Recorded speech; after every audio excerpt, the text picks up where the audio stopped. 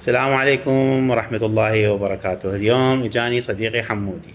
هذا حمودي البطل يعاني من فطريات بالفم، حاله حال أغلب الأطفال بهذا العمر. شنو سببها؟ سببها هي نوع من أنواع الفطريات اسمها الكانديدياسيس. هذه تصير اشتباه دائما عند الأهل بينها وبين التقرحات اللي تصير بالفم، ذيك تصير على شكل دوائر وحفر ومؤلمة.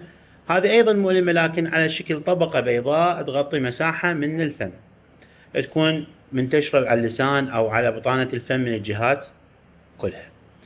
العلاج مالتها خصوصا إذا كانت الأم رضاعة طبيعية وهي الأفضل أكيد، لازم يكون العلاج للأم وللطفل بنفس الوقت.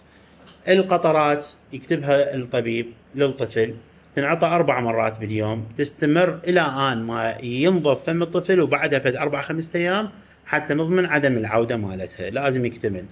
شغل القطرات مو بالابتلاع مالتها، هو خلي يبتلع الطفل ما بيها شيء، هي أمينة، لكن شغلها هي أثناء فترة تواجدها بفم الطفل. لذلك من نخلي القطرة نستهدف المكان، نوزعها على كل أنحاء الفم من الداخل، يعني فوق اللسان، جو اللسان، على اللثة من فوق، على بطانة الخدود من جوا.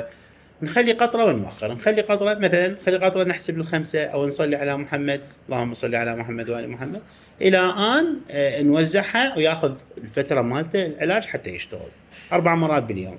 بنفس الوقت الطبيب لازم يكتب مضاد مال فطريات للأم حتى تستخدمها لصدرها، وأيضا تستمر الأم فترة من 10 إلى 14 يوم حتى تستعيد صحة الجلد، وبعد ما تعدي الطفل، لأن الطفل يعدي الأم والأم تعدي الطفل.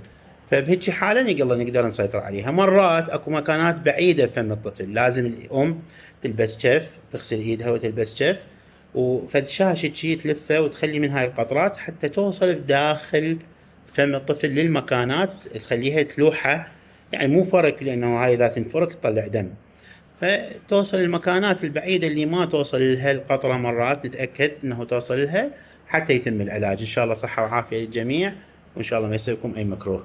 إيمان الله.